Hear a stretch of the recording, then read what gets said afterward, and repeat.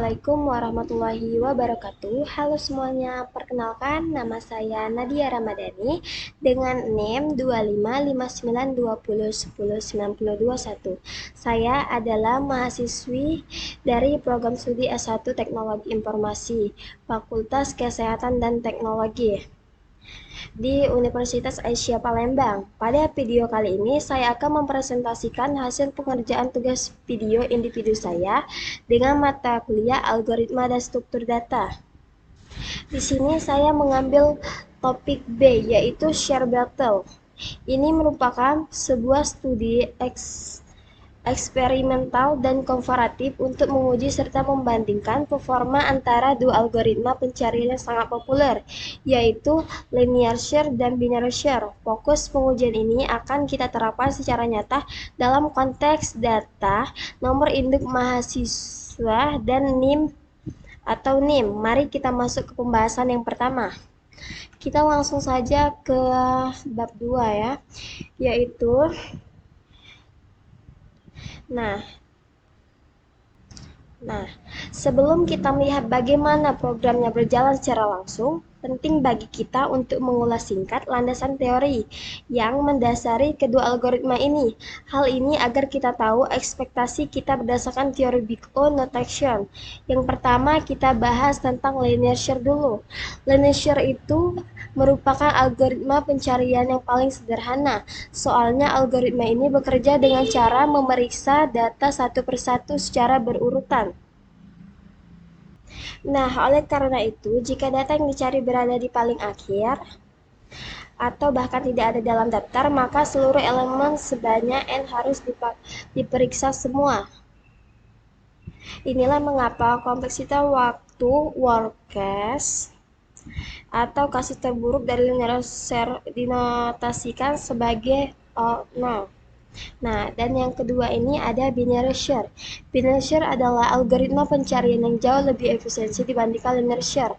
Namun, masyarakat data harus sudah dalam keadaan terurut. Algoritma ini bekerja dengan prinsip bagi dua, yaitu membagi ruang pencarian menjadi dua bagian secara berulang-ulang. Namun perlu dicatat bahwa binary share ini memiliki syarat mutlak yang tidak boleh dilanggar, yaitu datanya harus sudah dalam keadaan terurut atau sorted terlebih dahulu. Cara kerjanya adalah dengan memeriksa nilai tengah atau midpoint. Jika data tidak cocok, setengah data yang tidak relevan akan langsung dibuang, karena ruang pencarian selalu dipangkas menjadi setengah di setiap langkah. Kompleksitas worst case-nya dari binary share menjadi jauh lebih efisiensi, yaitu long. Berdasarkan teori ini, binary share seharusnya berjalan jauh lebih cepat ketika ukuran data membesar. Baiklah, sekarang kita beralih ke editor Visual Code untuk melihat aspek implementasinya. Di sini saya membangun kedua fungsi algoritma ini secara manual dari nol memakai bahasa Python tanpa library bawaan untuk pencariannya. Bisa kita perhatikan di sini ada linear share. Linear share itu menggunakan fungsi for, sedangkan binary share ini menggunakan hang, will, dan low. Nah, nilai mid di sini akan dihitung ulang untuk memotong ruang pencarian menjadi setengahnya, sesuai dengan teori yang kita bahas tadi. Selanjutnya di sini ada ukur waktu. Ini dia. Ini ada ukur waktu. Ini agar perbandingan performa ini akurat. Pengukuran waktu tidak bisa dilakukan sembarangan. Di sini saya menggunakan fungsi times per counter yang tersedia di Python untuk mencatat waktu tepat sebelum fungsi pencarian dimulai dan tepat setelah fungsi selesai dieksekusi. Selisih dari kedua waktu tersebut adalah durasinya eksekusinya. Nah, untuk mengantisipasi adanya noise atau ketidakstabilan sistem operasi saat pengujian proses pencarian ini sengaja diulang sebanyak 3 kali. Lalu kita hitung nilai rata-ratanya. Hal ini dilakukan demi mendapatkan data yang valid.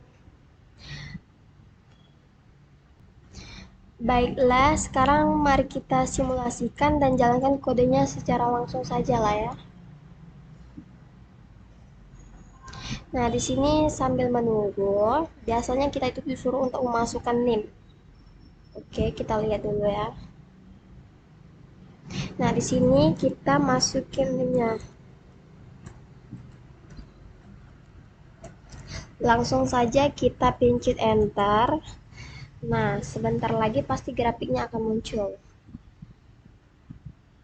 Nah, di sini bisa kita lihat bersama-sama sangat jelas pada grafik average atau cari NIM user dan forecast paling lambat.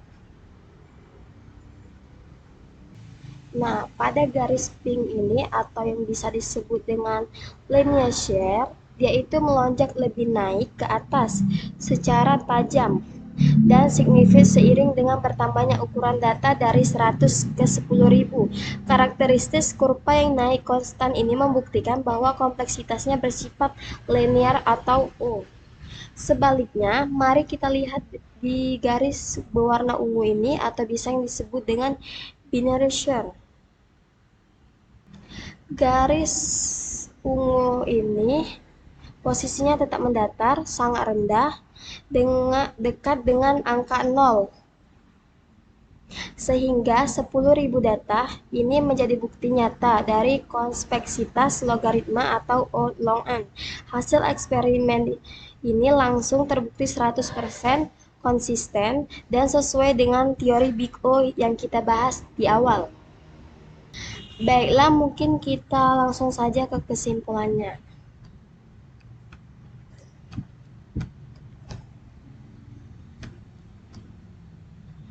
Nah, di sini sebagai kesimpulan akhir dari penelitian tugas besar ini dapat disimpulkan bahwa binary share lebih cepat dibandingkan linear share dalam mencari data di mahasiswa, terutama pada ukuran data yang besar, misalnya 10.000, sehingga menjawab rumusan masalah pertama pada penelitian ini.